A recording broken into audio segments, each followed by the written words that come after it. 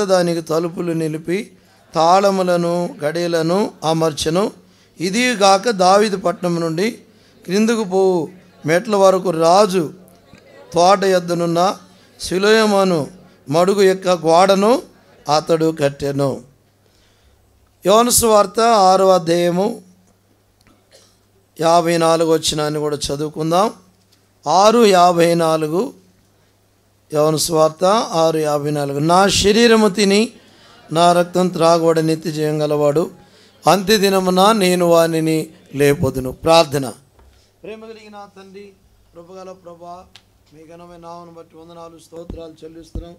మహాగణుడివి, మహోన్నతుడి, పరిశుద్ధుడు దేవా, మీ వాక్యాన్ని బట్టి వందనాలు స్తోత్రాలు. మా అందరితో మాట్లాడి యోగ్యంగా బలలో చేయడానికి కృప అనుగ్రహించమని, బలని దాసును బలపరచమని ప్రార్థించాడు వేడుకొనుచున్నాము తండ్రి.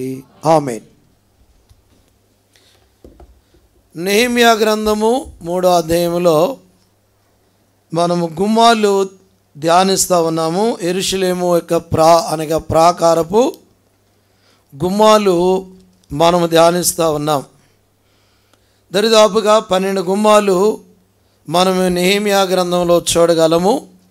ఈ 12 గుమ్మాల్లో దేవుని వాక్యంలో మరి మనము 5 గుమ్మాలు ఇప్పుడు వరకు కూడా ధ్యానిస్తూ వచ్చాం. గత వారం కాకుండా అంతకుముందు కూడా ధ్యానించాం. మొదటి గుమ్మం ఏం చెప్పండి? గొర్రెల గుమ్మము.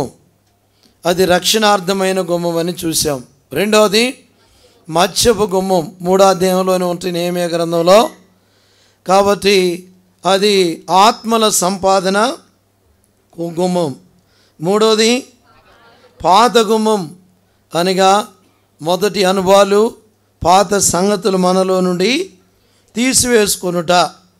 4వ గుమ్మము లోయ, అనగా గుమ్మము. అది తగ్గింపు అనుభవానికి సాదృశ్యంగా మనం ధ్యానిస్తూ వచ్చాం. తర్వాత 5వది పెంట గుమ్మము అనేది కూడా ధ్యానించాం. పెంట గుమ్మం అనగా మరి కాని దానిని మనకి విసర్జించడము అనే సంగతులు ధ్యానించాం. యెరూషలేములో ఉన్న చెత్తంతా కూడా ఆ గుమ్మము ద్వారానే బయటికి ఏం చేసేవాళ్ళు? తీసుకెళ్ళేవాళ్ళని చూసాం. దాని గురించి మనము ధ్యానిస్తూ వచ్చాం. ఏంటి మనము విసర్జించాలా, ఏమి తీసివేసుకోవాలా, దేవుడేం మనలో తీసివేస్తాడో అని ధ్యానించాం. కాబట్టి ఇంకా ఉన్నాయి, కానీ మనం వాటితో మరలా ముందుకు వస్తున్నాం. అనగా 6వ గుమ్మాన్ని మళ్ళీ మనం మొదలు పెట్టబోతున్నాం. 6వ గుమ్మాన్ని దయచేసి అందరూ కూడా మరి దృష్టి ఉంచండి. 6వ గుమ్మం పేరేంటంటే దార గుమ్మము. ఏం గుమ్మము? దార గుమ్మము. కాబట్టి దీని గురించి మనము ధ్యానించబోతున్నాం. అనగా మరి ఇంగ్లీష్లో ఫౌంటైన్ గేట్ అని మనము పిలుస్తాం. దార గుమ్మము. నెహెమ్యా గ్రంథం 3వ అధ్యాయం 15వ వచనంలో మనం ఈ గుమ్మాన్ని జ్ఞాపకం చేసుకుంటున్నాం. పిల్లలు, ఈ గుమ్మానికి మరి ఎందుకు ఈ పేరు వచ్చింది? ఏం పేరు? దార గుమ్మము అని ఎందుకు వచ్చింది అంటే, అనగా దేవుని వాక్యంలో మనము జ్ఞాపకం చేసుకున్నప్పుడు మరి కొంచెం దీన్ని 2-3 మాటలు దీని అర్థాన్ని తెలుసుకొని మళ్ళా దీని ద్వారా మన వర్తమానంలోకి మనము ప్రవేశించాలి. అనగా ఇజ్రాయేలీల యొక్క దేశంలో అనగా ఉన్న ప్రాంతాలు ఎలాంటి ప్రాంతాలు ఒక్క మాట చదువుకున్నాక దీని అర్థాన్ని మనము జ్ఞాపకం చేసుకుందాం. ద్వితీయోపదేశకాండము 8వ అధ్యాయం 7వ వచనము దయచేసి చదవండి. Deuteronomy chapter 8 verse 7. ద్వితీయోపదేశకాండం 8వ అధ్యాయం 7వ వచనం. అందరూ బైబిల్ చూడండి. నీ దేవుడైన యెహోవా నిన్ను మంచి దేశంలో ప్రవేశపెట్టును, అది నీటి వాగులు గల లోయలు, కొండల్లో నుండి పారు ఓటలను, అగాధ జలములను గల దేశం. ఇప్పుడు అక్కడ మీరు గమనించినప్పుడు యెరూషలేము అనగా ఇజ్రాయెల్ దేశం కనబడుతుంది మనకాడ. ఆ ప్రాంతం ఎలాంటిదనే చెప్పాలి మీరే. వాగులు, లోయలు, కొండలు, గుట్టలు, ఆ తర్వాత అగాధ జలములు గల దేశం. ఇంకా అసలుతో మర్చిపోయారు, మంచి దేశం. ఇంకా ఇంకా 8వ వచనంలో చదివినారు ఒక మాట, ఓట అనే మాట చదివారు. 8లో ఓటలును, ఎలాంటి దేశం అంటే అది ఓటలు గల దేశం. జాగ్రత్తగా గమనించండి. ఓటలు అంటే కింద నుంచి నీళ్ళు పైకి ఉబకడాన్ని ఓట అంటారు. అనగా ఇంకా వేరే ప్రాంతాల్లోనైతే అనగా వాటిని శలమని కూడా అంటారు. చిమ్ముతూ ఉంటే ఏమవుతాయి, ఓరుతూ ఉంటాయి. ఓట అంటే లోపటి నుండి నీళ్లు బయటికి వచ్చి వెళ్ళిపోతూ ఉంటాయి. ఇలా అనగా ఇజ్రాయేల్ దేశంలో అనగా ఓటలు గల దేశం అది. ఆ తర్వాత అనేకమైన మంచి చెట్లు గల దేశము, కొండలు గల దేశము, లోయలు గల దేశము, అనగా పచ్చని దేశము, పాలు తేనెలు ప్రవహించే దేశం. అసలు అది పాలు తేనెలు ఎట్లా ప్రవహిస్తాయి? పాలు తేనెలు ఎవరన్నా పాలు పోతుంటే వెళతాయా? తేనె ఎట్లా? మరి ఈ 2 విషయాలు మనకు తెలుసు. అనగా ఆ ఇజ్రాయెల్ దేశంలో అనగా మరి సీమ అనగా ఆవులు లేకపోతే గేదెలు చాలా సమృద్ధిగా అక్కడ ఉంటాయి. అవనగా పాలు కొన్నిసార్లు పిండకుండానే అనగా కారిపోతూ ఉంటాయంట గేదెల నుంచి. అందుకనే దానికి పాలు తేనె ఏంటి, ఎక్కడ చూసినా పచ్చని ప్రాంతం కాబట్టి తేనెటీగలు అనగా తేనె తిట్లు పెడతాయి. ఆ తేనె ఏమవుతుంటుంది, కారిపోతూ ఉంటుంది. ఈ 2 పాలు తేనె, అందును బట్టే దానికి ఏం పేరు పెట్టారు? పాలు తేనెలు ప్రవహించు పదం. మరి పాలు తేనెలు ప్రవహించే దేశం అని వింటున్నాం, కానీ ఇది దాని యొక్క భావం. పాలు వస్తూ ఉంటాయి, తేనెలు కూడా కారిపోతూ ఉంటుందంట. అలాంటి శ్రేష్టమైన దేశం అది. ఇప్పుడు మీకు అర్థం కావడానికి ఇక వర్తమానంలోకి మనం వెళదాం. ఇప్పుడు ఏ గుమ్మము చెప్పాలి మీరు? దార గుమ్మం. ఎలా దీనికి పేరు పెట్టారు అంటే, ఈ గుమ్మానికి అనగా ఆ ప్రాంతంలో జాగ్రత్తగా మీరు గమనించినప్పుడు గీహోను అనే ఒక ఓట స్థలం ఉంది. జాగ్రత్తగా మీరు రాసుకునే వాళ్ళు గుర్తుపెట్టుకోండి, ఇంపార్టెంట్. ఈ గుమ్మం అర్థము అనగా దారగుమ్మం అంటే కాదు, అనగా ఆ యెరూషలేముకు దరిదాపు దూరం. అది చెప్తాను, దాని యొక్క దూరం కూడా. గీహోను అనే ఒక ప్రాంతంలో అక్కడ ఒక నీటి అనగా ఓట ఉంది. ఆ నీటి ఓట నుండి ఏమైందంటే యెరూషలేముకు నీరు అనగా రాబడింది. జాగ్రత్తగానండి, యెరూషలేముకి ఏమొచ్చింది? అక్కడ నుండి నీరు రాబడ్డాయి. నీళ్లు ఎవరు తీసుకొచ్చినారు అంటే, ఇప్పుడు చదవాలి ఒక్క మాట అర్థం చూడండి. 2వ రాజుల గ్రంథం 20:20 మీకు అర్థ సైతం ఒక్క మాటలోనే చెప్తాను అనమాట. హిజ్కియా ద్వారా ఆ గీహోన్ అనే ఓట స్థలము నుండి యెరూషలేములోకి నీళ్లు వచ్చినాయి. ఇది చాలా మీకు షార్ట్ కట్ చెప్తున్నాను. 20:20 2వ రాజులు.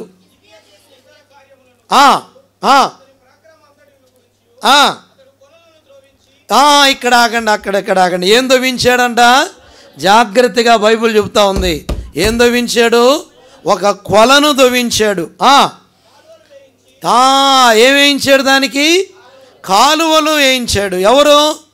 హిజ్కియా చేసింది చరిత్ర మన హిస్టరీలో అనగా చర్చ చేస్తే మీరు జాగ్రత్తగా గమనించండి.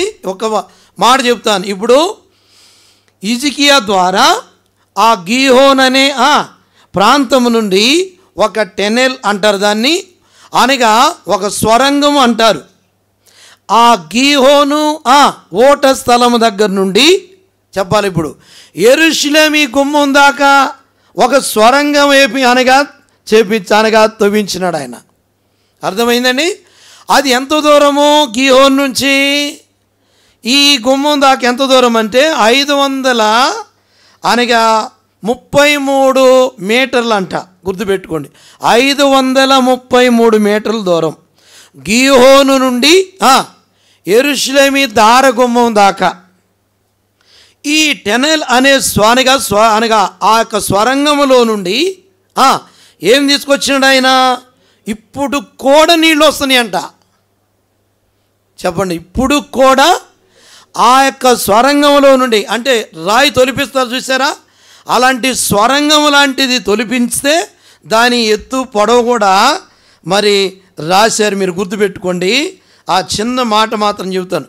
అనగా దేవుని ఎత్తు 5 అడుగులంట, వెడల్పు 13 అడుగులు దరిదాపుగా. పొడవు ఎత్తు దాన్ని చూస్తే అనగా ఎత్తు 5 నుంచి 13, గుర్తుపెట్టుకోండి, 5 నుంచి 13 అడుగులు ఎత్తు ఉంటుందంట. వెడల్పు 3 అడుగులు, ఎడల్పు 3 నుంచి 13 అడుగులు ఎత్తు లేక 5 అడుగులు ఎత్తు దాకా ఉంటుందంట. అంత అనగా టెనెల్, ఆ స్వరంగాన్ని అనగా తీస్తే దానిలో నుండి ఏమవుతున్నాయంటే నీళ్లు చెప్పండి ఆడికి వెళ్తున్నాయి, యెరూషలేముకి వెళ్తా ఉన్నాయి. జాగ్రత్తగా గమనించండి. అక్కడ నుండి ఆరిదిగా నీళ్లు రావడం మనము చూస్తున్నాం. మీకు అర్థం కావడానికి ఆ మాట చెప్పాను. ఇప్పుడు అక్కడ ఏం చేస్తుందంటే ఆ గుమ్మానికి దగ్గరలో ఒక అనగా మరి ఏంటంటే కోనేరు ఉంది. అవి కూడా చెప్తాను మీకు జాగ్రత్తగా, అంటే హిస్టరీ కదా కొద్దిగా. కోనేరు ఉంది. ఆ కోనేరు దగ్గర వచ్చి నీళ్ళు ఏమవుతున్నాయి, కోనేటిలో పడతా ఉన్నాయి. ఇప్పుడు దానికి ఏం పేరు పెట్టారు దాని దగ్గర? ఇప్పుడు పడతాయి కదా, దార నీళ్లు పడుతున్నాయి కదా, ఏమని పెట్టారు? ఆడ నుంచి రాగానే వచ్చి దానిలో పడుతుంటే దానికి ఏం పేరు పెట్టారు? ఇక ఆ గుమ్మానికి దార గుమ్మం. అనగా ఈ నీరు అనగా దరిదాపుగా ఆ గీహోను అక్కడి నుంచి 533 మీటర్ల దూరం అనగా టెనెల్ అనే ఒక అనగా దాన్ని స్వరంగంలాగా తయారు చేసి ఇప్పుడు కూడా ప్రజెంట్ నీళ్లు వస్తూ ఉన్నాయంట. చూడండి దేవుని అద్భుతాలు. అందుకని 20 అధ్యాయం 20 వచనంలో ఏం రాశాడు హిజ్కియాను గురించి? మళ్ళీ చదవండి. 20 అధ్యాయం 20 వచనమే. అది ఏం ద్రోవించాడంట? కొలను ద్రోవించాడు. కాలువలంటే ఇవే. అనగా కాలువ అంటే అనగా పిల్లరాలేదు ఒక టెనెల్, ఒక అనగా మరి ఈ రీతిగా స్వరంగం లాంటిది తవ్వించి ఆ నుంచి నీళ్లు ఆ రీతిగా తెప్పించాడు. ఇప్పుడు యెరూషలేములో కోనేరులు ఉన్నాయి. జాగ్రత్తగా వినండి. యెరూషలేములో ఏమున్నాయి? కొలను అన్నా కోనేరు అన్నా ఒకటే. జాగ్రత్తగా వినండి. కొలను అంటే కోనేరులు అన్నమాట, కాలువలు అంటే బారుకు తవ్వించడం. అయ్యే నీళ్లు. ఎన్ని కోనేరులు ఉన్నాయి యెరూషలేములో? ఎన్ని కోనేరులు ఉన్నాయి? ఇప్పుడు పెద్ద పరీక్ష. బ్రదర్స్ వైపు నుంచి ఒక మాట చెప్పారు పాపం, బెతస్తా కోనేరు ఏనా, వీళ్ళు ఒకటి చెప్పారు, పర్వాలే, షిలోయమను. జాగ్రత్తగా, అందుకనే ఇది మనం రాసుకోవడం కూడా ముఖ్యమే. అనగా గీహోన్ అనే ఓట స్థలం దగ్గర నుండి యెరూషలేముకు ఎన్ని మీటర్లు? 533 మీటర్ల దూరము. ఆయన ఒక కాలువ అంటే పైకి కనపడుతుంది, లోపటి నుండి నీళ్ళు వస్తాయి, ఆ కోనేరులో నీళ్లు పడతాయి. ఎన్ని కోనేరులు ఉన్నాయి అంటే యెరూషలేములో 5 కోనేరులు ఉన్నాయి. జాగ్రత్తగా రాసుకోండి, గుర్తుపెట్టుకోండి. అందుకని ఇది హిస్టరీతో మనం వాక్యము అదే సమయంలో అనగా మనకి వర్తమానము అనగా వస్తూ ఉంటున్నాయి మనకి గుమ్మాల్లో. అనగా 5 కోనేరులు. మొదటి కోనేరు ఇక్కడే నెహెమ్యా గ్రంథము అనగా 3వ అధ్యాయము ఆ తర్వాత 15వ వచనంలో ఉంది. షిలోయమను కోనేరు, గుర్తుపెట్టుకోండి. 15వ వచనమా? చదవండి.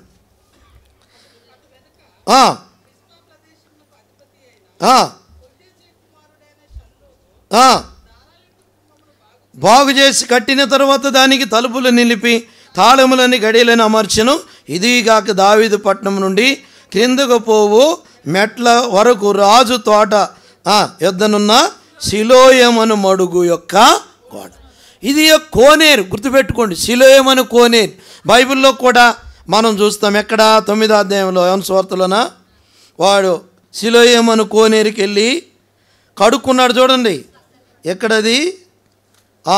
రండి 10వ అధ్యాయమా? 9వ అధ్యాయం. ఒక్క మాట, నేను త్వరగా వెళ్ళిపోవాలి మనం. 9వ అధ్యాయం 7వ వచనం, యోహాను సువార్త 9:7. నీవు షిలోయమను కోనేటికి వెళ్ళి అందులో చెప్పిన షిలోయమను మాట కంపండి వాడని అర్థం. మొదటి కోనేరు ఏంటి చెప్పండి? షిలోయమను కోనేరు. పిల్లారా, అనగా దీని కూడా చాలా సంగతులు రాయబడ్డాయి. మరి దేవుని వాక్యంలో మనం గమనించినప్పుడు మరి ఈ షిలోయమును కోనేరులో అనగా నీరు దేనికి వాడతారంటే జాగ్రత్తగా గమనించండి. యెరూషలేమంతటికి సరఫరా అవుతాయి అంట. ఆ కోనేటిలో నుంచి నీళ్లు కూడా ఏమవుతాయంట, యెరూషలేమంతటికి సరఫరా అవుతాయి. అక్కడి నుంచి యెరూషలేం ప్రాంతం అంతటికి కూడా వెళ్తూ ఉంటాయి నీళ్లు.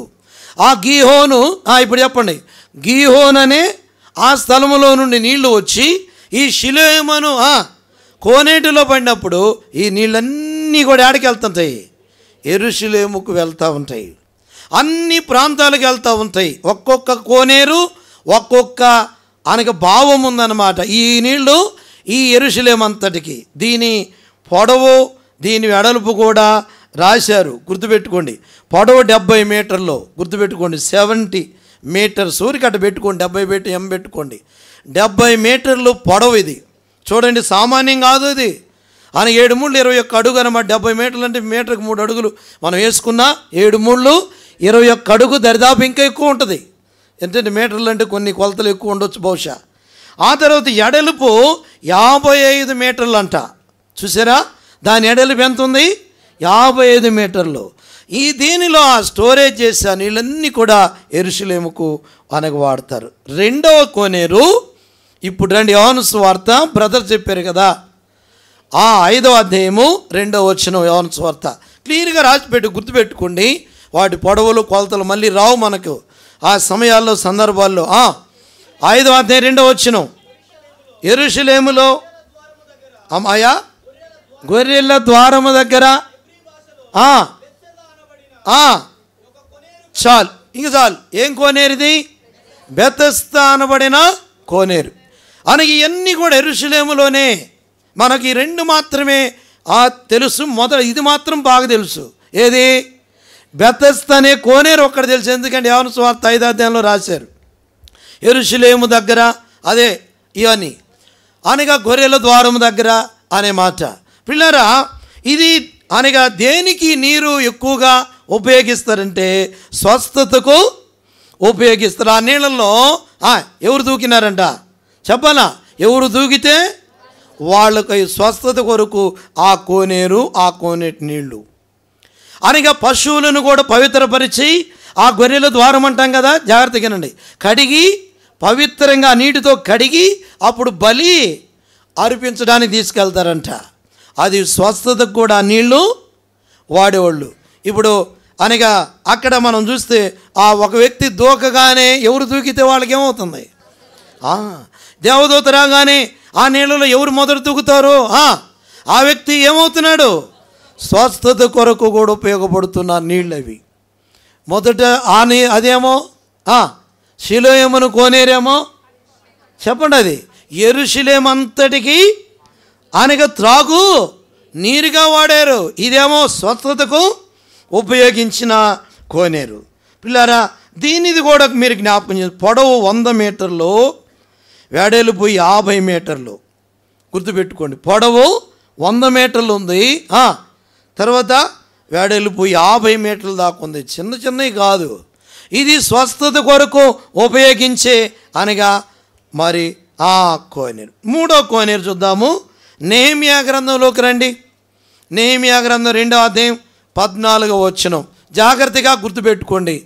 అనగా 2వ అధ్యాయం 14వ వచనం నెహెమ్యా గ్రంథం అందరూ చూడండి. 2:14.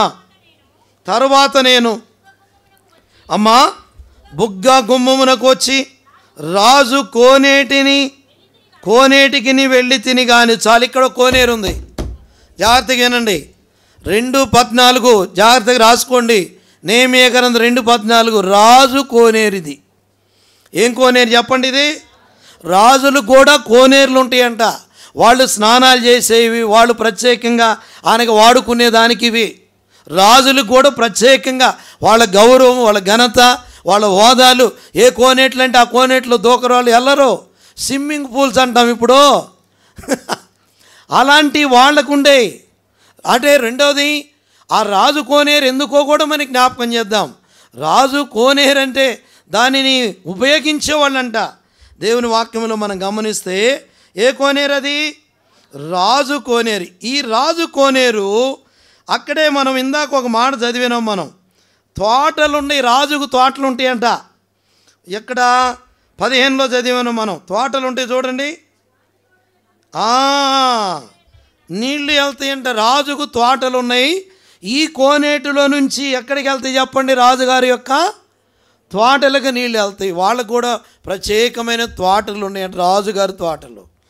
ఆ చరిత్రలో రాయబడ్డాయి. ఈ నీరు రాజుకి చెప్పండి, రాజుగారి తోటలకు వాడేవాళ్ళు. రాజుగారు కోనేరుని అన్నిటికి వాడరు, రాజు ఉపయోగించుకుంటాడు. రాజుగారి కోసం ఉన్న తోటలు యెరూషలేములో వాటికి మాత్రమే నీళ్ళు వెళ్తాయి. చూడండి ఎలాంటి పరిస్థితుల్లో. ఇది మానిక 3వ కోది. ఏంటిది? కోనేరు. ఏం కోనేరు ఇది? రాజు కోనేరు. దీని పొడవు అనగా 15 to 20 మీటర్లు ఉంటుంది. గుర్తుపెట్టుకోండి, రాజు కోనేరు. వెడల్పు 8 to 10 అనగా ఇది గుర్తుపెట్టుకోండి. పొడవు 15 to 20, ఆ వెడల్పు 8 to 10. 4వ అనగా కోనేరు చూద్దాం. అనగా 2వ రాజుల గ్రంథం 18-17. 4వ కోనేరు. 4వది కోనేరు. 2వ రాజులు 18-17. అందరూ చూడండి బైబిల్, అందరూ చూడండి. 2వ రాజులు 18-17 చదవండమ్మా.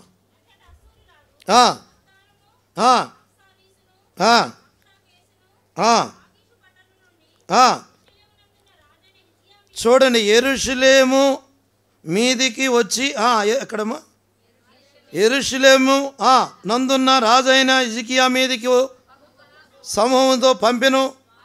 యెరూషలేము మీదికి వచ్చి సాకిరేవు మార్గమందున్న మెరక కొలను. ఇది జాగ్రత్తగా ఆగండి, దీనికి ఒక పేరు. ఏం కోనగా కోనేరు చెప్పాలా? మెరక కొలను అంటారు, మెరక కోనేరు అంటారు. ఇది కూడా యెరూషలేము లోపటే అనగా ప్రాంతంలోనే ఉంటుంది. యెరూషలేములో ఇది ఎన్నో కోనేరు? 4వది. ఈ కోనేట్లో ఉన్న నీరు అనగా పిల్లలు దేని కొరకు వాడతారంటే, ఇది అనగా యెరూషలేములో ఇది ఒక నిల్వ అనగా నీటి కోనేరు. ఇది దేని కూడా వాడతారో చెప్తాను. అనగా ఇది ఒక అనగా నిల్వ చేసే కోనేరు అంటే ఇది నీటిని నిల్వ అనగా. ఎందుకంటే యుద్ధంలో వెళ్ళినప్పుడు కొన్నిసార్లు ఏం చేస్తారంటే చుట్టూ అనగా నీటిని ఏం చేస్తారు? ఆపేస్తారంట. ఆపేసినప్పుడు వాళ్ళకి ఇశ్రాయేలుకి ఇంకా నీళ్ళు ఎక్కడి నుంచి వస్తాయి? అర్థమైందా? ఇది స్టాక్ అన్నమాట, నిల్వ ట్యాంకీలాగా నీరుని నిల్వ చేసుకునే కోనేరు అది. అసలు అది యుద్ధాలప్పుడే తీస్తారంట. వాటర్ అంత పర్ఫెక్ట్గా మళ్ళీ ఉంచుతారంట. యుద్ధం సమయంలో ఈటిలో అయిపోయినప్పుడు ఆ నీరు వాడుకుంటారంట వాళ్ళు. ఎంత తెలివో చూడండి. అందుకని ఇజ్రాయెల్ దగ్గర ఉన్న టెక్నాలజీ అంతా ఇక్కడ లేదు. వాళ్ళ దగ్గర ఉన్నంత విధానం అది ఎన్ని రోజులున్నా కానీ ఏమాత్రం చెడిపో. యుద్ధ సమయాల్లో ఏ నీరు లేకుండా బయట నుంచి శత్రువులు ఆపేసినప్పుడు ఈ నీటిని వాళ్ళు వాడుకుంటారంట. ఈ నీటితో వాళ్ళని యుద్ధం చేయడానికి బయటికి వెళ్తారు తీసుకొని. బయట నుంచి అన్నీ కూడా ఏమైపోతాయంటే నీటి సరఫరాలు ఆగిపోయినప్పుడు ఈ మెరక కొలను అనే కోనేరులో నీళ్ళు ఏం చేస్తారు? యుద్ధానికి వాడతారంట వాళ్ళు అన్నిటికీ. తర్వాత నానిగా దీని యొక్క విధానం కూడా మీకు జ్ఞాపకం చేస్తా. పొడవు 20 నుంచి 30 చూడండి, 30 మీటర్ అనగా మీటర్లు ఉంటుంది. వెడల్పు 8 నుంచి 12 మీటర్లు ఉందంట. గుర్తుపెట్టుకోండి. 5వ కోనేరు మనం జ్ఞాపకం చేసుకొని మనము దారగుమ అర్థము తెలుసుకొని వర్తమానంలోకి వెళ్దాం. యెషయా గ్రంథం 22:9. ఇప్పుడు ఇది దిగువ కొలను అని రాయబడింది. దిగువ కొలను.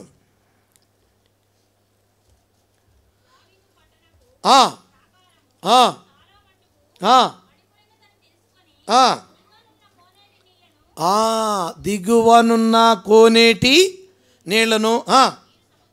ఎస్ ప్రియులారా, ఇది దిగువ కోనేరు. ఎలాంటిదంట? దిగువ కోనేరు. ఇదన్నిటికి ఇంకా అనగా నిల్వ అనగా అన్నిటికి వాడతారంట. అది యెరూషలేముకు వాడతారు. యుద్ధం దానికి లింక్ ఉంటుంది. ఆ తర్వాత ఇంకా అనేకమైన వాటికి ఉంటుంది. అదన్నిటికీ కనెక్షన్ ఉంటుందంట. అనగా అన్నిటికీ వాడే అనగా నీరు అంట. చూడండి ఎంత తెలివి వాళ్ళకు. అని ఎన్ని కోనేరులు ఉండే ఇప్పుడు చెప్పండి యెరూషలేములో? 5. మొదటి కోనేరు ఏంటి? షిలోయేమను కోనేరు. రెండోది బెతస్దా కోనేరు. మూడోది రాజు కోనేరు.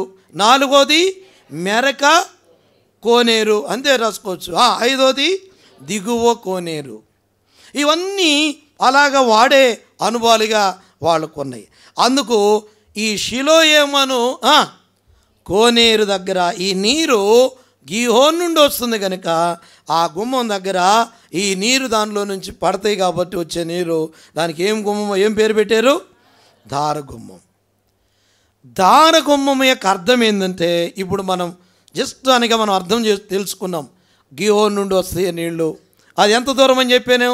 533 మీటర్ల దూరం. అది ఆ నుండి నీళ్ళు వస్తాయి. ఎవరి ద్వారా ఎవరే అనగా నీటిని తెప్పించినారు?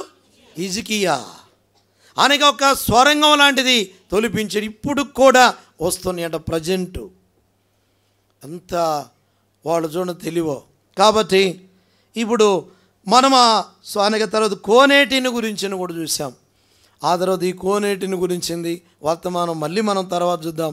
ఇప్పుడు దారగుమ్మం అర్థం ఏంటంటే పిల్లారు ఇది అనగా నీరు అట్లా కోనేటిలో పడుతున్నాయి కనుక, పైనుండి కోనేటిలో పడుతున్నాయి కనుక ఇది పరిశుద్ధాత్మకు సాదృశ్యమైన గుమ్మం.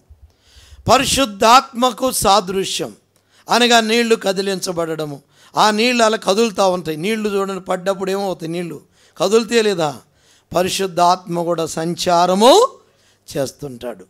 అనగా ఇది నింపుదల, పరిశుద్ధాత్మతో నింపుదలకు గుర్తు. ఈ 2 మాటలు గుర్తుపెట్టుకోండి. పరిశుద్ధాత్మ నింపుదలకు గుర్తుగా ఉన్న దారా గుమ్మం. అనగా పరిశుద్ధాత్మ కూడా సంచారం చేస్తూ ఉంటాడు పైనుండి. నీళ్ళు కూడా పైనుండి పడడం, మౌంటైన్ పైనుండి కూడా ఏమవుతాయి? నీళ్ళు అనగా దార వస్తుంటాయి. అందుకే దానికి ఏమని ఉంది ఇంగ్లీష్లో? Mountain gate, fountain gate. అనగా నీళ్ళు ఏమవుతాయి? పైకి వచ్చి కింద పడతా ఉంటాయి. కింద నుంచి కూడా ఏమవుతాయి? కొన్నిసార్లు పైకి వచ్చి పడతాయి. కొన్నిసార్లు కొండల్లో నుంచి కూడా పైనుంచి కిందికి వస్తూ ఉంటాయి. పిల్లరా, ఇది పరిశుద్ధాత్మ యొక్క నింపుదలకు గుర్తైన గుమ్మం. ఇది గుర్తుపెట్టుకోండి. నింపుదల లేదంటే పరిశుద్ధాత్మ సంచారము అనగా గుర్తుగా ఉంది. ఇప్పుడు దేవుని వాక్యంలో ఒక 15 నిమిషాలు మనం వాక్యాన్ని మనం జ్ఞాపకం చేసుకుందాం. 2 తలంపులను చెప్పి ముగిస్తాను. కాబట్టి పరిశుద్ధాత్మ అనగా సంచారము, పరిశుద్ధాత్మతో అనగా నింపుదలకు గుర్తుగా ఉన్న గుమ్మం ఇది. దేవుని వాక్యంలో పరిశుద్ధాత్మతో నింపబడిన వారు బైబిల్లో 7 మంది ఉన్నారు. పరిశుద్ధాత్మతో నింపబడిన భక్తులు ఉన్నారు. అంటే నింపబడి అనే మాట లేకపోయినా పరిశుద్ధాత్మతో నిండుకొని లాంటి ఆత్మ పూర్ణులు, ఆత్మ కలవారు అనే మాటలు బైబిల్లో ఉన్నాయి. ఒక 7 మంది బైబిల్లో ఉన్నారు. 2 మనం జ్ఞాపకం చేసుకుందాం. ఓకేనా? 2 జ్ఞాపకం చేసుకుందాం. ఆ తర్వాత మనము అనగా బలలో పాలు పొందాం. రండి, అపోస్తుల కార్యములు 6వ అధ్యాయము 5వ వచనంలో మొదటి వ్యక్తి. ఈ 7 మందిని జాగ్రత్తగా మనం ధ్యానిద్దాం.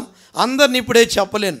చెప్పాలంటే ఇక సాయంత్రం మళ్ళీ 2, 3 అయింది కాబట్టి కష్టం. ఎందుకంటే మనం ఒక సబ్జెక్ట్ వేలో వెళ్తున్నాం కనుక జాగ్రత్తగా వెళ్దాం. 2 మాటలు చెప్తాను. 6, 5. ఇప్పుడు ఆ సబ్జెక్ట్ ఏంటంటే మళ్ళా జాగ్రత్తగానండి. ఆత్మతో నింపబడిన వారు ఎలా ఉంటారు? అది ఆత్మతో నింపబడిన వారు ఎలా ఉంటారు అది అంశం. ఆత్మతో నింపబడిన వారు ఎట్లంటే అట్లా ఉండరు. రండి ఇప్పుడు 6, 5. అమ్మా ఈ మాట ఇష్టం ఒక్కడ చదవండి.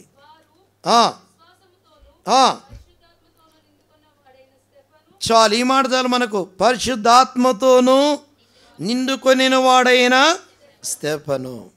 ఇక్కడ జాగ్రత్తగా మనం గమనిస్తే అనగా పరిశుద్ధాత్మతో నింపబడిన వారు ఎలా ఉంటారు అది కూడా ప్రాముఖ్యమైన సబ్జెక్ట్ ఇది. ఆత్మతో నింపబడిన వారు ఎలా ఉంటారు అంటే ఇప్పుడు ఒక్క దగ్గరే మనకు కొన్నిసార్లు కనబడరు వీళ్ళ సంగతులు.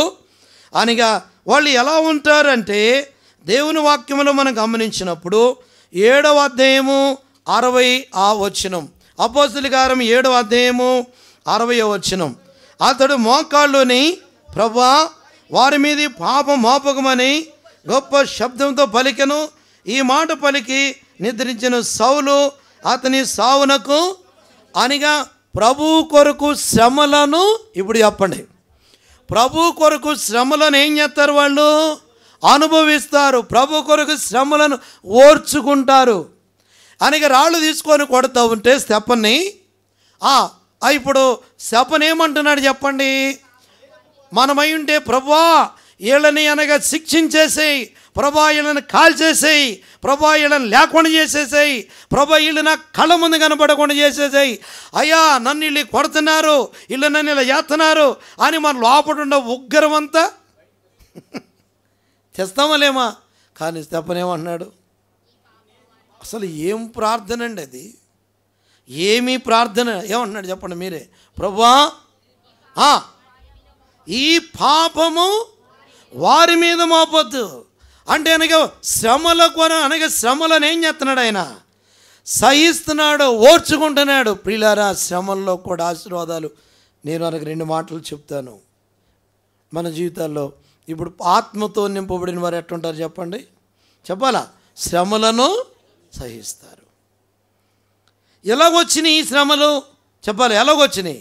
వాక్యం ప్రకటించిన దాన్ని బట్టే. అక్కడ ఉందండి 54 చూడండి, 54. ఏ మాటలు? వారి మాటలు విని మండుకొని నిండిన వాడై ఆకాశం తేరు చూసి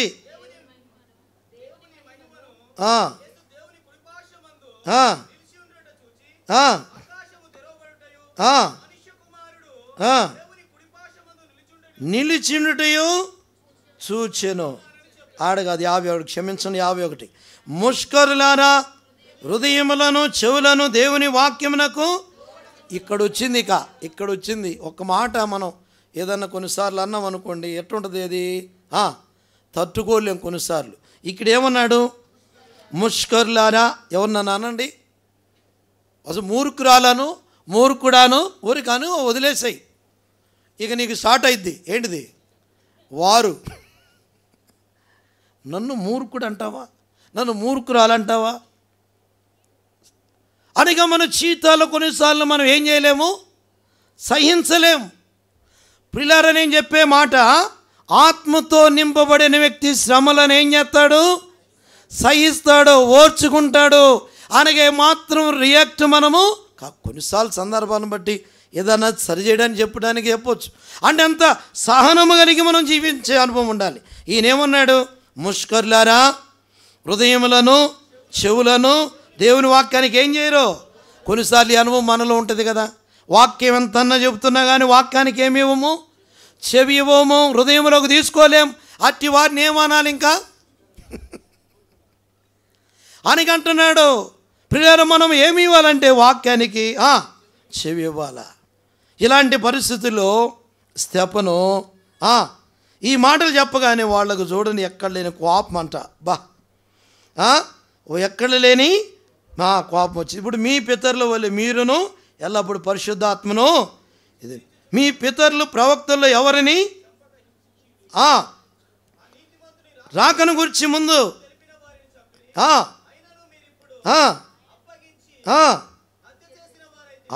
ఈ మాటలన్నీ చెప్తా ఉండేలేక ఆయనకి ఏమొచ్చిందంటే వాళ్ళకి ఏమొచ్చింది?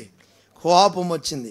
ఇప్పుడు 58 పట్టణ వెలుపలకు అతన్ని వెళ్ళగొట్టి రాళ్ళు రువి చూసారా?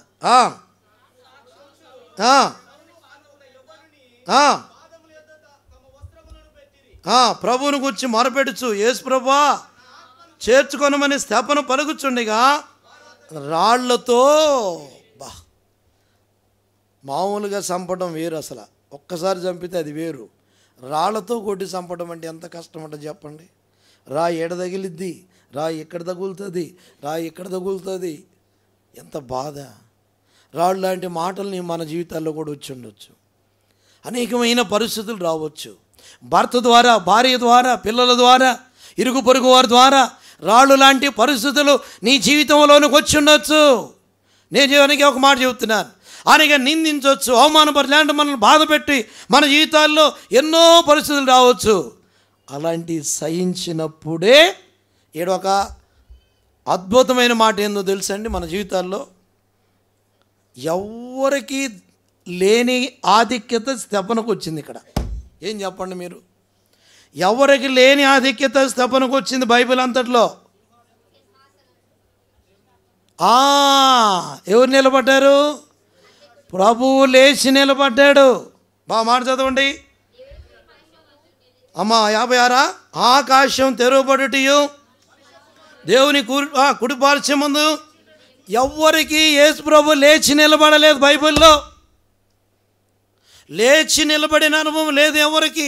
ఇక్కడే రాయబడింది, స్తెఫను బాధలకు, స్తెఫను వేదనకు, స్తెఫను రాళ్లకు, స్తెఫను వేదన కోసం అనగా ఆయన మరణించి వచ్చేటప్పటికి ఆయనకి ఏమైందంటే పరిస్థితి. యేసు ప్రభు ఏమైంది చెప్పండి, చెప్పండి. కుడిపార్శ్వం మంది ఏం చేశాడంట అది.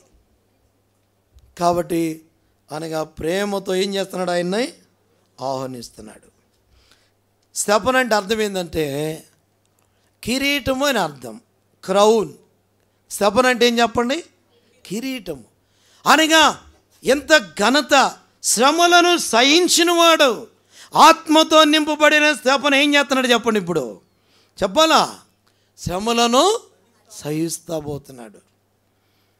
పిల్లల దేవుని వాక్యంలో మనం గమనించినప్పుడు శ్రమల ద్వారా కలిగే ధన్యతలు కూడా మనకు ఉన్నాయి. 2 మాటలు మనం జ్ఞాపకం చేసుకుంటే, నిర్గమాకాండం 1:11 వచ్చిన చదవండి త్వరగా. నిర్గమాకాండము 1:11 అమ్మా అయ్యా. కాబట్టి వారి మీద పెట్టిన భారములో వారిని శ్రమ పెట్టుటకు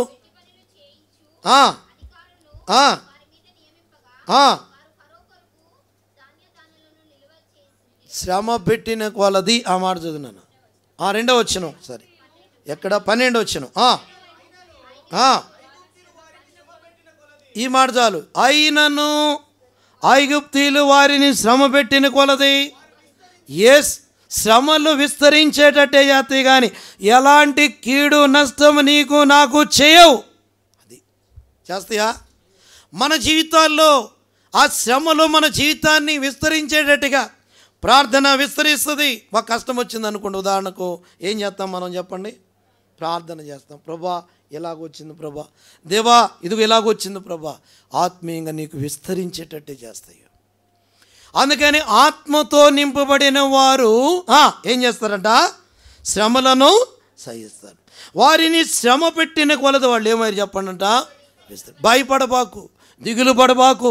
దేవుని ఇంటిని అనగా ఒకవేళ నీ కష్టం వచ్చినా బాధ వచ్చినా, నేను దేవుని ఇంటికి వెళ్తున్నా, నాకు ఇంకా మేలు కలగల, నా శ్రమ పోలా, నా కష్టం పోలా, నా బాధ పోలా అని నువ్వు చింతించుబాకు.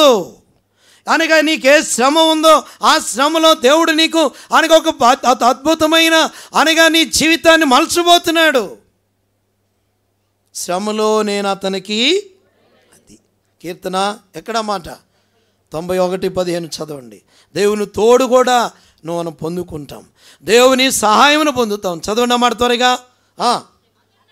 అతడు నాకు మొరపెట్టగా నేను అతనికి తోడయింది, నేను అతనికి తోడయిందును. ఆ శ్రమలో నేను అతనికి తోడయిందును. అతను విడిపించి అతన్ని ఎన్నో ఉన్నాయి. నిన్ను విడిపించే దేవుడు. నువ్వు దానిలోనే ఉండవు, ఆ పరిస్థితుల్లోనే అనగా ఆ చీకటిలోనే లేకుంటే యొక్క బాధల్లోనే ఉండం మనము. దేవుడు మనల్ని ఏం చేస్తాడు చెప్పండి, విడిపిస్తాడు. శ్రమల్లోనే ఉంటామా చెప్పండి, అదే కష్టంలోనే ఉంటామా చెప్పండి, అదే వేదనలోనే ఉంటామా చెప్పండి. దేవుడు అనగా ఒక అద్భుతాన్ని చేయాలని కోరుతున్నాడు. అయితే ఆ శ్రమంలో మనం ఏమాత్రం కృంగిపోకుండా ఏం కావాలి, ప్రభువులో నిలిచి ఉండాలంతే. అనగా విస్తరించే అనుభవం దేవుడు నేను విస్తరింపజేస్తాడు. నీ ఆత్మీయతని విస్తరింపజేస్తాడు, నీ ఇంటిని విస్తరింపజేస్తాడు, నీ బిడ్డలను విస్తరింపజేస్తాడు. మన జీవితాలనే దేవుడు ఏం చేస్తాడు చెప్పండి. అది నా తలంపు భారం ఒక సేవకునిగా ఆత్మతో నింపబడిన వారు ఎలా ఉంటారంటే చెప్పండి ఇప్పుడు, శ్రమలను సహిస్తారు. దారగుము నేర్పించే పాఠం ఆత్మ సంచారం, ఆత్మ నింపుదల, ఆ దారగుమ్మం ఆత్మ నింపుదలకు గుర్తుగా ఉంది. ఆత్మతో నింపబడిన మనము ఏం చేయాలా? సహించాలి. ఇంకొక మాట దేవుని వాక్యంలో దానియేలు గ్రంథం 3:25 మాట మనకు తెలుసు. వాళ్ళు కూడా శ్రమల్లో ఉన్నారు. ఎవరున్నారు చూడండి, అక్కడ త్వరగా చదవండి. అనగా 3:25 అందుకు రాజు, నేను 4 మనుషులను అగ్నిలో సంచరించుట, శ్రమంలో ఉన్న దాని షడ్రక్ మెషక్ అబేద్నెగో 3:25 దానియేలు గ్రంథంలో శ్రమంలో ఉన్నారు. పిల్లరా, అగ్ని లాంటి పరిస్థితిలో ఉన్నారు. కొన్నిసార్లు ఎలా ఉంటుందంటే, అబ్బా మా ఇల్లు ఏ గుండం, అగ్నిగుండం లాగా అయిపోయిందన్న. అనగా పిల్లలు చెప్పిన మాట వినరు, అనగా భార్య వినదు. ఇలాంటి కొన్నిసార్లు భార్యలు అంటారు, భర్త వినడు. పిల్లలు వినకనే లోబడకనే అగ్నిగుండాలాగా అయిపోతాయి. యవనస్తులుగా మీ జీవితాల్లో కూడా జాగ్రత్తగా మీరు అనగా ఉండాలా. ఎక్కడ పొరపాటైనా, ఎక్కడ దానికి రాంగ్ స్టెప్ అయినా నీ జీవితం అగ్ని. చెప్పండి, గుండాలే కాలినాక చేతులు పట్టుకుంటే కాదు, అంతేనా? చేతులు కాలినాక ఆకులు పట్టుకుంటే ప్రయోజనం లేదు. జీవితాన్ని జాగ్రత్తగా మనం అనగా వెళ్ళాలా. అందుకని నీకు ఒకవేళ శ్రమలు వచ్చినా ప్రభు కొరకు నిలబడితే, ఇప్పుడు ఆ 3 శ్రమలు వస్తే ఎవరున్నారు చెప్పండి అక్కడ? అది ప్రభు నీతో ఉంటాడు, మన జీవితాల్లో ఉంటాడు, మనల్ని నడిపిస్తాడు. అనగా ఏమాత్రం భయపడిన అవసరం లేదు. దిగులు పడకము, నేను నిన్ను, అది నీ సాయం చేయవాడను నేనే. నువ్వు ఏ పరిస్థితులు గుండా వెళ్తున్నావో, ఏటి గుండా వెళ్తున్నావో అనగా కొరతలు ఆయన తీర్చగలడు. ఆయన ఇవ్వగలిగిన సమర్థుడైన. అందుకే వాళ్ళు అన్నారు ఒక మాట, రక్షించుటకు మా దేవుడు, ఇవ్వడానికి మా దేవుడు సమర్థుడు. చెప్పండి, ఉద్యోగం ఇవ్వడానికి సమర్థుడు, పెళ్లి చేయడానికి సమర్థుడు, అప్పులు తీర్చడానికి సమర్థుడు, చదువులో సాయపడడానికి సమర్థుడు.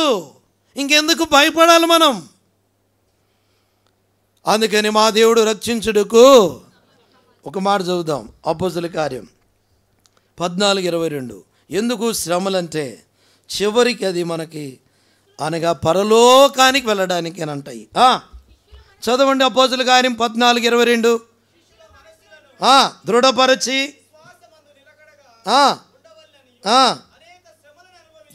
అనేకమైన శ్రమలను అనుభవించి. ఇప్పుడు శ్రమలు లేకపోతే ఎక్కడికి వెళ్ళలేని చెప్పండి. మనము శ్రమలు వస్తున్నాయి అంటే అర్థం ఏంటంటే మనము సంపూర్ణులం అవుతున్నామని. దేవుని రాజ్యం కొరకు పిల్లారా, శ్రమ లేని విశ్వాసే కాదని చెప్పాడు ఒక ఆయన దైవజనుడు. అనగా ఏదో కోణంలో ఏదో ఒకటి ఉంటుంది. ఎంత మంచిగానే ఉండు, కొన్నిసార్లు అంటాం ఎటో ఒక దాని నుంచి ఏమవుతాయంట వస్తాయి. ఆయన మన ప్రభు మనతో ఉన్నాడు. పిల్లారా, అక్కడ ఏమని రాయబడిందంట, మనం అనేకమైన శ్రమలను అనుభవించి దేవుని రాజ్యంలో, అది ఆ రాజ్యంలో ప్రవేశించే దాని కొరకు కొన్నిసార్లు వస్తాయి. వాటి విషయంలో భయపడకూడదు, వాటి విషయంలో మనం ఏమాత్రము బెదరకూడదు. 2వ మాట కూడా చెప్తాను రండి. దేవుని వాక్యంలో 2వ మాట చెప్పి నేను ఆరిది ముగిస్తాను. మరి 2వది ఆత్మతో నింపబడిన వాళ్ళ యొక్క లక్షణం. మొదటిది ఏం చెప్పండి? ఎవరు సహిస్తారు. అందుకే ప్రభువైన యేసుక్రీస్తు వారు ఏమైనా ఆయన కోసం లేచి నిలబడ్డాడు. లూకా సువార్త 1వ అందరూ వాక్యం చూడండి, చక్కగా వాటిని జ్ఞాపకం పెట్టుకోండి. ఒక దినాన మనకి ఎంత అవసరం. 1:41. ఇక్కడ ఎవరు నింపబడ్డారు? ఆ నింపబడిన వ్యక్తి యొక్క లక్షణం ఎట్ట ఉంది? ఎలిజబెతు మరియ యొక్క వందన వచనం వినగానే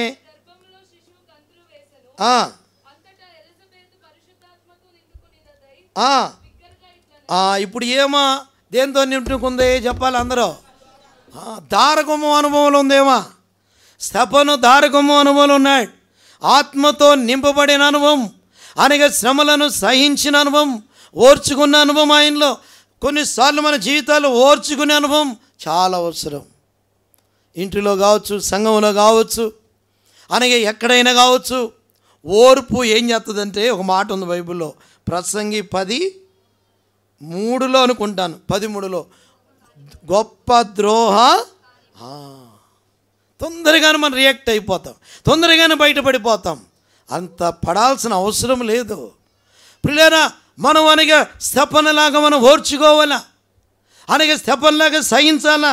అప్పుడే మన పరలోకంలో కూడా వెల్కమ్, ఘనత, గౌరవం దొరుకుతుంది. ఇప్పుడు రెండవది ఎవరు? ఎలిజబెత్. ఏంతో నిండుకుందంటేమా? ఆత్మతో నిండుకున్నామా. ప్రేమ కలిగిన అనుభవము ఇతరులను చేర్చుకుంటుంది, ఇతరులను చేర్చుకుంటారు. ప్రేమ ఉంటుంది, ఇతరులను చేర్చుకుంటారు. రెండు అనగా లింకు గుర్తుపెట్టుకోండి. ఎక్కడంటే అనగా దేవుని వాక్యం 56వ వచనం దీనికి 39 అనుకుంటున్నానా? 39 చూడండి, అదేనా?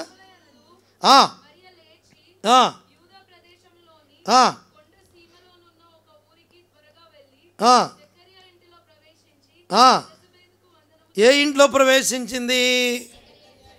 ఎవరు? మరియా. ఇప్పుడు అక్కడ ఎంతకాలం ఉందంటే చూడండి 56 ఇంచుమించు. ఎంత ప్రేమ కలిగింది. ఎవరు?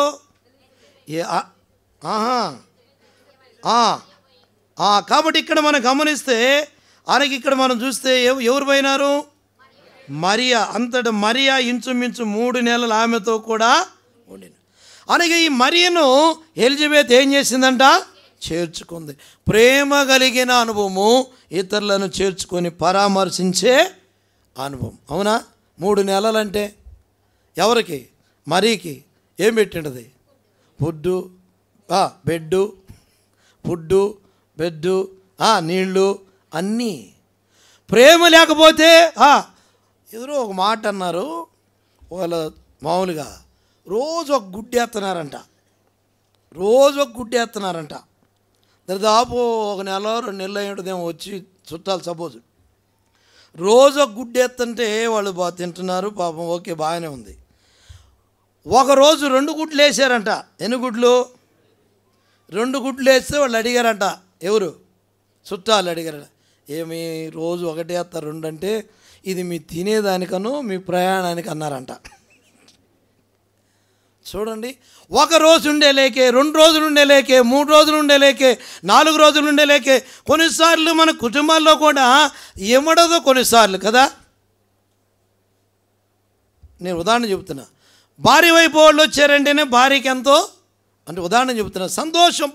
భార్య వైపు వచ్చారనుకోండి, నేను ఎవరో చెప్పారని చెప్పట్లేదండి, క్యాజువల్గా చెప్తున్నాను. భార్య వైపు వచ్చారనుకోండి, ఫోన్ పోద్ది. ఎక్కడికి? భర్తకి.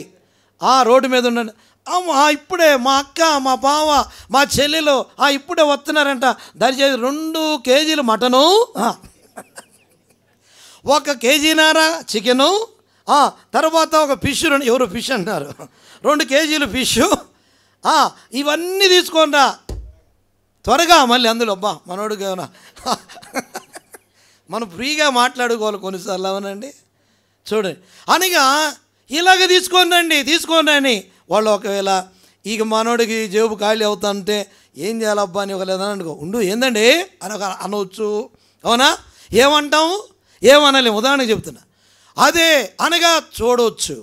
అదే ఒకవేళ ప్రియులారు భర్త వైపు నుంచి వచ్చారనుకోండి, వస్తున్నారనుకోండి, మనం ఒకవేళ ఫోన్ చేసామనుకోండి, అబ్బా నా నడువు నొప్పి, నా మోకాలు నొప్పులు అంటారా అనరా? జాగ్రత్తగా ఆలోచన చేయండి. నేను ఒకరిని గురించి ఎవరో చెప్పిననేది ఎప్పుడు చెప్పను, వాక్యం ఉదాహరణ చెబుతాను. అబ్బా నాకు ఇప్పుడే అనగ నొప్పిగా ఉంది, ఒకరు వస్తే వాళ్ళనే వండుకోమనండి అని కూడా అంటారు. వాళ్ళే అప్పుడు వచ్చేళ్ళకి తుప్పటి కప్పుకొని జెండు మాము రాసుకొని ఎక్కడ లేని అదే కానీ వచ్చి అంటే ఉదాహరణ చెప్తున్నానండి. వస్తే జెండు మాము దుడిచేసి నడు కట్టు పిల్లరా. ఎలిజబెత్ అలాంటిది. నేనంటే ఆ సిస్టర్స్ గురించి అని చెప్తున్నాను, అనుకోబాకండి. జీవితాల్లో అలాగా జరుగుతున్నాయి కుటుంబాల్లో, లేవా? అనగా ప్రతి ఇంటిలో ప్రతి దగ్గర భర్త ఎంత నలిగిపోతాడో భర్తకే తెలుసు. ఓసారి భార్యలు నలిగిపోతుంటారు, భర్తలు కూడా మొండి వాళ్ళుగా కూడా ఉంటారు కొన్నిసార్లు. వాళ్ళు చెప్పారు అనుకో, వాళ్ళ వైపు నుంచి ఇప్పుడే రావాలన్న బుద్ధి లేకుండా ఏమిని అని కూడా అనవచ్చు. ఇలాగన ప్రేమలు లేని జీవితాలుగా అయిపోతుంటాయి కొన్నిసార్లు. అయితే ఎలిజబెత్తులో ఏమి లేదు చెప్పండి అలాంటి గుణము. ఇంకొక ఆమె ఉంది పాత నిబంధనలో, ఒక ఆంటీ కాదు మనకు అక్క, ఎవరు, శారక్క. 1 గంటకు వచ్చారంట వాళ్ళు పాపం. ఎవరు? ఆదికాండం 18వ అధ్యాయంలో 4-5 వచనాలు చదవండి. ఏంటి ఎప్పుడు వచ్చినారు కూడా రాశారు బైబిల్లో. జాగ్రత్త సరి చేసుకోవాలి ఎక్కడన్నా. అలాంటి స్వభావం ఉంటే, అలాంటి మనసు ఉంటే, అయ్యో నేను నిజమే నా భర్త వైపు వాళ్ళకి నేను బాధ పెట్టాను, లేదంటే భర్త వైపు వాళ్ళు ఒకవేళ భార్య వైపు వాళ్ళు వస్తే వాళ్ళకి నేను సమృద్ధిగా అన్నీ చేయలేకపోయాను, బాధ పెట్టాను, ఇలాగ చేశానంటే సరి చేసుకోవాలా, చక్కదిద్దుకోవాలా మనం. లేకపోతే దైవరాజ్యము మన పెదనాయంది కాదు. అంతే పోనీలని చెప్పి నాయన వస్తున్నానని ఫోన్ చేస్తే వెళ్ళడానికి వీలు లేదు. సరి చేయబడకపోతే ఇక్కడే ఎడవబడతావు. అందుకని నా జీవితం సంపూర్ణంగా ఉండాలి. చదవండి అది కాదు నాన్న, కింద 4-5 వచనాలా. అబ్రాహాము గుడారం దగ్గర నుండి శారా దగ్గరకు త్వరగా వెళ్ళి త్వరపడి నువ్వు 3 మానికలు మెత్తని. అసలు అందులో కూడా చెప్పడం చూడు, ఏదో పప్పు చేసి అన్నం చేసే కాదు. పప్పు చారు అంటే త్వరగా చేయొచ్చు, రసం అంటే త్వరగా చేయొచ్చు, అన్నం త్వరగా చేయొచ్చు. నువ్వు 3 మానికలు మెత్తని పిండి ఏం చేయాలా? పిసికాల. మళ్ళీ అమ్మో నా చేతులు పోయా, నా కాళ్ళు పోయా, చేతులు వందా పిసికి ఏం చేయాలా? రొట్టెలు చేయాలా. మళ్ళీ మాంసం. పనివాడు కూడా చెప్తే పోయి వాడేం చేశాడు? త్వరగా సిద్ధం చేశారు. పనివాడు విధేయుడే. శారమ్మ కూడా. మనమందరం విధేయులంగా ఉంటే నా కుటుంబం ఆనందం. నువ్వు లేకపోతే ఎప్పుడు నరకమే, ఎప్పుడు అగ్నిగుండమే. అవునే కదా? ఒకరికొకరు ఆయనకి అండర్స్టాండింగ్, ఒకరికొకరు విధేయత, ఒకరికొకరు సంఘంలో కూడా, పరిచర్యల్లో కూడా, దేవుని ఇంటిలో కూడా, ప్రతి దానిలో అనగా విధేయులంగా మనం ఉన్నప్పుడు సంఘములో కూడా ఎంతో సంతోషంగా, మన కుటుంబాల్లో సంతోషంగా. ఎక్కడైతే వీ పక్కన వస్తుందో అర్థం కాదు మీకు. వీ పక్కన వచ్చిందంటే ఏంది మీకు అర్థం కాల. వీ పక్కన ఒత్తి ఏంటి? అది అవిధేయత. అవిధేయతగానే వచ్చిందంటే అక్కడంతా ఏముండదు చెప్పండి? సంతోషం ఉండదు, నెమ్మదు. అందుకని విధేయులకు పిల్లలంగా మనం, దీనులంగా మనం జీవించడం ఎంతైనా అవసరం. చేర్చుకుంద మరియా ఎన్ని నెలలంట? 3 నెలలు పాపము. అన్నీ బాగా చూసుకొని చక్కగా ప్రేమ కలిగి ఆరతిగా వెళ్ళినట్లుగా చూస్తున్నాం. పిల్లరా, మన జీవితంలో ఎలాంటి ప్రేమ ఉందా? ఎలిజబెత్ లాంటి స్వభావం ఉందా? ఎలిజబెత్ లాంటి దయ ఉందా? ఎలిజబెత్ లాంటి కనికరం ఉందా? ఎలిజబెత్ లాంటి అనుభవం ఉందా? లేకపోతే బల దగ్గరకు వద్దాం. ప్రభా నిజమే ఈ విషయాల్లో జారిపోయాను, తప్పిపోయాను, ప్రభా క్షమించు, రక్తంతో కడిగయ్యా. ఎలిజబెత్ ఆత్మతో నింపబడిన వ్యక్తిలో ప్రేమ, ఇతరులను చేర్చుకోవడం, వాళ్ళను పరామర్శించడం అనగా ఈ అనుభవం ఉంది. నాకు లేదు ప్రభా. దారగుమ్మం అనుభవం ఏంటంటే ఆత్మతో నింపుదలకు సాదృశ్యం. ఎవరెవరు నింపబడ్డారు చెప్పండి? స్టెఫను. ఇంకా మనకి సమయం చాలదు, ఎక్కువ చెప్తే కూడా కష్టమే. కాబట్టి ఇక ఈ ఇద్దరిని గుర్తుపెట్టుకుందాం. ఆత్మతో నింపబడిన వారు ఎట్టుంటారో వాక్యాన్ని వాక్యంగా మనం తీసుకొని, నిజమే ప్రభా, ఆత్మతో నింపబడిన స్టెఫను ఎంత సహించాడో, ప్రభా ఎంత ఓర్చుకున్నాడో, నాలో లేదు, అనుభవంలో తప్పిపోయాను, వాస్తవంగా కన్నీటితో అనగా ప్రభా భర్త దగ్గర తప్పిపోయాను, అనగా భర్త భార్య దగ్గర, ప్రభా మరి కుటుంబ జీవితంలో, సంఘ జీవితంలో ఓర్పు సహనము లేక తొందరపడి నేను ప్రభా మాట్లాడుతూ వచ్చాను. ప్రభా నేను ఇదిగో ఈ విషయాల్లో ప్రభా నేను ఇలా నోనిగేలా ప్రవర్తించాను, ప్రభా నన్ను కనికరించు అనేది మనము ఆరది ప్రభు దగ్గర సరి చేసుకుందాం. రెండోది, ప్రేమించిన ఎవరు? ఎలిజబెత్. పరామర్శించి అన్ని చేసిన ఎలిజబెత్. ఇని నా జీవితంలో ఎలా ఉన్నాం? ఆత్మతో నింపబడిన వారు ఇంకా 5 ఉన్నారు. అనగా వచ్చేవారం మనము చూద్దాం. మోకరించండి దయచేసి, అది మోకరించండి. బలలో మనం పాలు పొందుదాము. సమయంలో కూడా మౌనంగా మనం ఉండాలి. దయచేసి నేను ఇందాకనే చెప్పిన, ఇక ఎక్కువ సార్లు కాకుండా